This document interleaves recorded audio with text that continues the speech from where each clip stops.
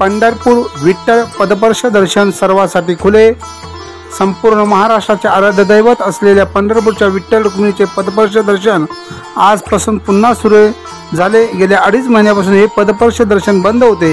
आज पहाटे पालकमंत्री चंद्रकांत पाटील आणि मंदिर समितीचे सह अध्यक्ष गहिनाथ महाराज औसेकर यांच्या उपस्थितीत विठ्ठल रुक्मिणी मंदिर नित्य पूजा संपन्न झाली। त्यानंतर भाविकांसाठी पदस्पर्श दर्शन सुरू करण्यात आले।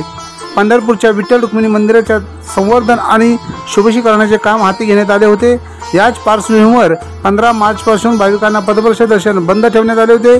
आता हे काम पूर्ण झाल्याने आषाढी वारीच्या 1 महिन्याआधी मंदिरातील पदस्पर्श दर्शन पुन्हा सुरू करण्याचा निर्णय मंदिर प्रशासनाने घेतला आहे। या डागडुजीत मंदिराला 700 वर्षापूर्वीचे मूळ रूप देण्यात आले आहे। आज पहिल्यांदाच मंदिराचे नवे रूप सर्वांना पाहायला मिळाले। यानिमित्त मंदिर समितीने विठ्ठल मंदिरात फुलाची आकर्षक सजावट देखील केली।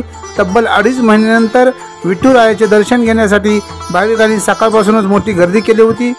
विठुरायाची पूजा संपन्न झाल्यानंतर चंद्रकांत पाटील यांनी माध्यमांशी संवाद साधला। यावर्षी अवकाळी पावसाने शेतकऱ्यांचे मोठे नुकसान केले आहे, तर काही भागात दुष्काळ देखील पडला आहे। त्यामुळे यंदा पाऊस होऊन शेतकरी सुखी व्हावा अशी प्रार्थना मी विठुरायाचरणी केली।